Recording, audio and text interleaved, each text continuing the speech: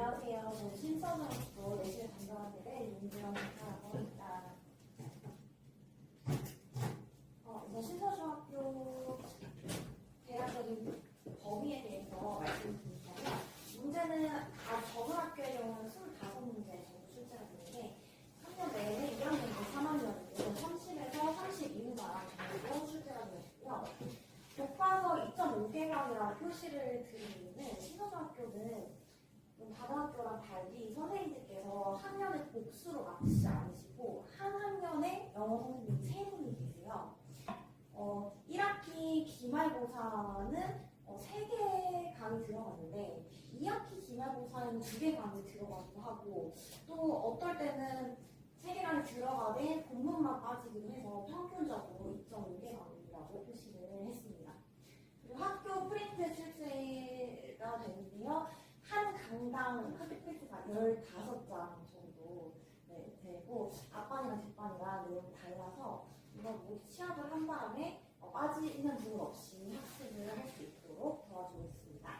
추가 질문은 출제가 되면 기시문 정도 출제가 되고요. 출제가 되지 않는 작년 같은 경우에는 출제가 되지 않았습니다. 이렇게 변동이 많기는 하지만 신서중의 시그니처라고 할 수 있는 그런 문항들에 대해서 설명을 드릴 건데요. 우선 난이도는 중상에서 상 정도로 결코 쉽지만 상위권 학생들이 생각했을 때 괜찮은데 라고 생각할 수는 있지만 좀 까다롭게 출제되는 편입니다. 분별력을 만드는 문제들이 이런 문항이라고 할 수 있는데요. 객관식형 서술형이나 이거는 객관식의 탈을 쓴 서술형이라고 보시면 되고요. 본문 변형을 해서 내고 완전히 소재랑 연계를 해서 내는 경우도 있고 아니면 주요 어법만 바꿔서 내는 경우도 있어요. 수학이 나오는 데다가 이따 보여드리겠지만 퀴즈 문제가 출제되기 때문에 시간 확보가 제일 필요한 학교라고 볼 수 있겠습니다. 그래서 제가 영어 기초 체력이라고 표현을 드렸는데 체력이라고 하면은 근력이랑 지구력이 둘 다 필요하잖아요. 그래서 저는 학습이라기보다도 훈련을 해주는 사람이에요. 근데 웨이트레이닝, 근력을 훈련을 해주면 그 부분은 단기간에 좋아질 수 있지만 지구력은 기르는데도 훨씬 많은 시간이 필요하고 또 그동안 학생의 어떤 기초적인 상태 또 이 지구력에 반영이 되기 때문에 신서중학교 문제는 이 두 개가 다 필요한 문제라고 설명을 드릴 수 있을 것 같습니다. 그래서 내신 통해서 더 자세히 보여드리도록 하겠습니다. 교과서 본문, 대화문, 프린트 이렇게 나와 있는데요. 전체적인 비중은 교과서 50%, 대화문 약 20%, 프린트 약 30%까지를 하고 만약에 추가 질문이 출제가 되면 교과서의 기준에서 조금씩 조정이 됩니다. 제가 좀 가시적으로 보여드리기 위해서 질문을 그대로 가져왔는데요. 대화문의 경우에 대화의 흐름이 가장 자연스러운 건 있는 대로 도는 것은 돼요. 그래서 1번 대화, 2번 대화, 3번 대화, 5번 대화 있는데 그 중에서도 있는 대로 틀린 것 혹은 자연스러운 다 골라요. 그래서 벌써 약간 내용은 쉽다고 하더라도 피로해질 수도 있는 그런 경향입니다. 또 프린트 어법 원리도 이거는 프린트의 내용이 그대로 나오긴 하는데 결코 평범하게 되지 않는데요. 어법학의 상황 문자, 내용 일치 문제를 같이 출제하고요. 교과서 본문에서 마찬가지로 본문 리스닝 내용 일치 등 다양한 유형이 나오고 내용 일치를 물어볼 때로 다 영어 선지로 물어봐요. 그리고 이 중에서 내용을 옳게 이해한 학생들이 모두 고른 것을 이런 식으로 출제해서 문제를 더 자세히 보여드리도록 하겠습니다. 자치는 2학년, 5층 3학년 문제예요. 이건 제가 본문을 그대로 가져오는 건데요. 지금 프레임이 똑같지가 않아서 다르게 보실 수 있는데 본문의 내용을 그대로 2학년 경우에는 출제를 합니다. 그리고 이게 그 과의 본문 전체예요.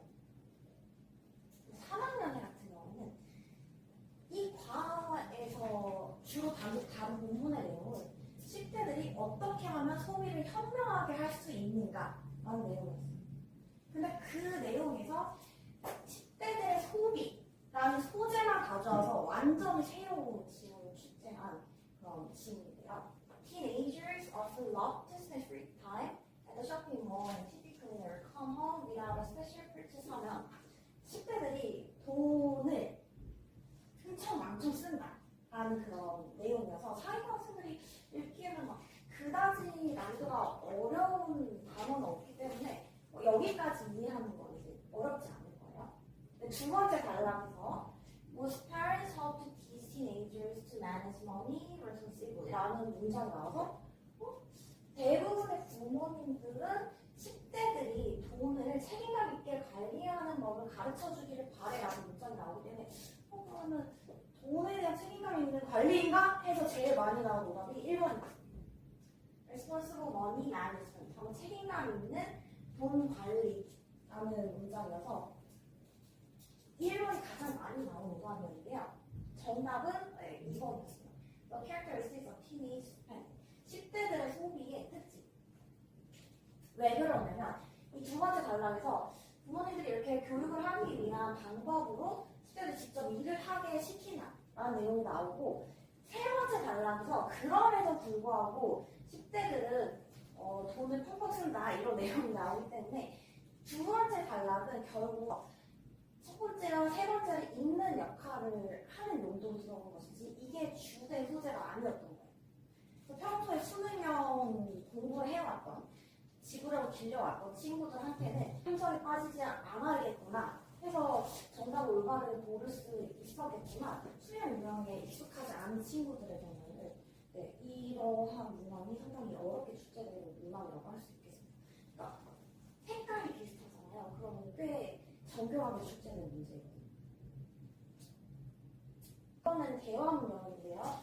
2학년 3학년입니다.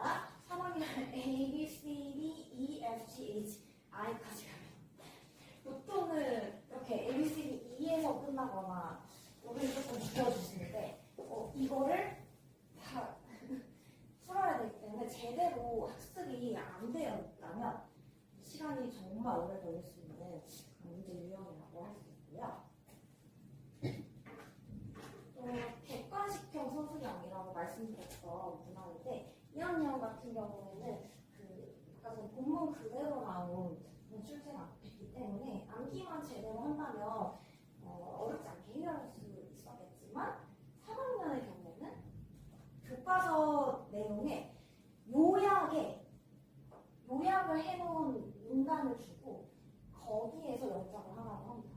그럼 이거는 갑자기 되는 게 아니잖아요. Nobody tells me how to solve this problem or what to do. 이런 문장이 있다면 부정문을 만들 때 주어의 낫을 붙일 수 있겠구나 라는 정보도 알아야 되고요. 템이 사용식 때문에 목적어가 두 개가 와야 되고 how to solve가 목적어 역할을 할 수 있다 라는 내용까지 알아야 풀 수 있는 그런 문제입니다.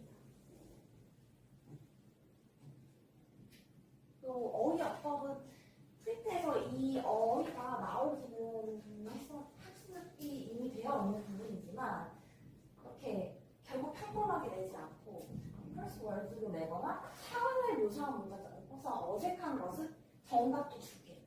그래서 텀이 뭐 하는지, 해리가 뭐 하는지, 주디가 뭐 하는지를 일일이 다 따져봐야 되고 여기서도 이 단어를 떠올려서 제대로 매치를 시킨 다음에 정답을 고를 수 있는 그런 결코 평범하지 않은 문제들이 출제가 됩니다.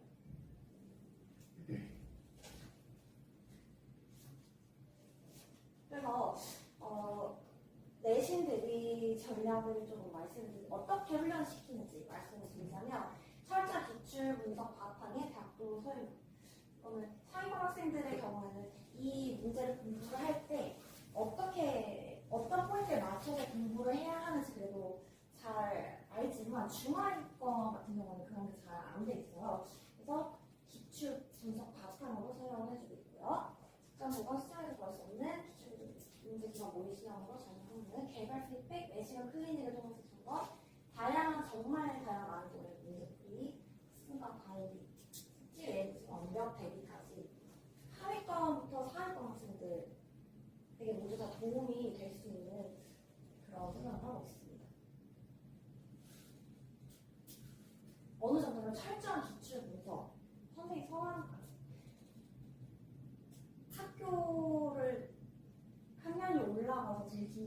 시험이 이제 1학년 1학기 시험인데요. 왜냐면 선생님이 바뀌실 때는 출제 경향이 조금 바뀔 수가 있어요. 그래서 선생님한테 선생님 성함을 여쭤봐서 그 선생님이 어디 계셨는지를 알아내서 그분의 기출 문제를 분석을 합니다.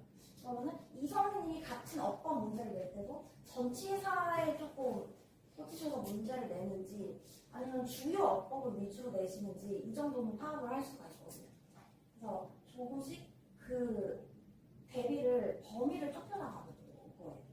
그리고 개별 피드백이라고 해서 어떤 질문이든 이건 이중적인 의미인데 제가 받았던 질문 중에 제일 황당한 질문은 중3학년 정도 학생인데 방금 이 중3 학생이 중학교 1학년 정도 난이도의 어휘를 물어봤어요. 근데 그 옆에 학생이 그 똑같은 어휘를 1초 뒤에 물어봐요.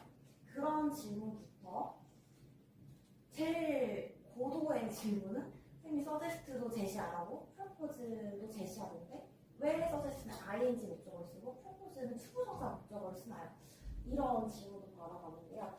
이런 부분은 영어 책 학습지에서는 잘 알려주지는 않는 그런 부분이거든요. 그래서 아주 쉬움부터 아주 어려운 질문까지 무제한으로 카톡으로 새벽에도 질문을 할 수 있도록 학생들이랑 소통을 하고 있습니다.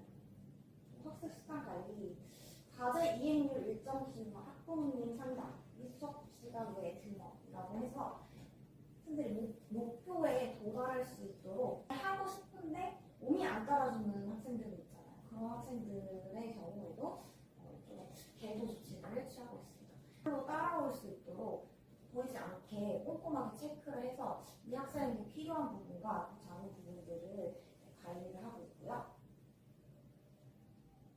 클리닝 및 다양한 난이도의 문제. 정말 부족함 없이 많은 문제를 학생들에게 풀리고 있습니다. 제발 그만 주세요. 나무가 너무 불쌍해요. 할 정도로 부족함 없이 문제를 제공하고 있고요. 여기까지 해도 성에 차지 않아서 직접 문제로 출제를 합니다. 신서준 어머님들 계시다면 들으시면 신서준의 특징 중에 또 하나가 아주 조그만 질문이죠. 본문 뒤에 딸려있는 지문에서도 문제가 나와요. 근데 그런 문제들은 시중에서도 많이 다루지를 변형 문제가 없거든요. 그 부분을 직접 그 본문을 가져와서 포인트에 맞춰서 변형시켜서 이거를 할 수 있도록 그렇게 돕고 있고요. 기출문제 마지막 날에는 이제 기출문제도 또 똑같은 포맷으로 제작을 해서 학생들이 풀어내거든요. 그래서 운이 좋으면 이제 여기서 막 6문제 정도 제가 찍어서 맞추기도 하고 적어도 학생들한테 심리적으로 내가 이 정도는 했다라는 그런 안정감 줄 수 있다고 생각합니다.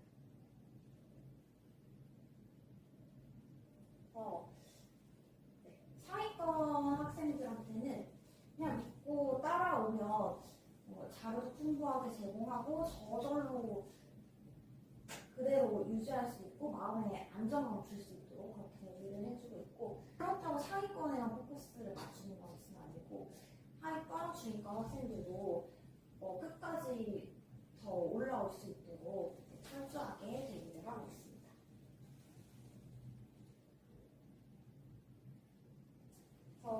이런 과정을 바탕으로 저희 유명하던 학생들의 실적인데요. 지금 90점대가 엄청 많았는데 칸이 부족해서 다 못 썼어요. 이런 학생들이 고1로 올라오면 S가 S 플러스 반에서 꾸준히 잘 공부를 하고 있습니다. 제가 준비한 부분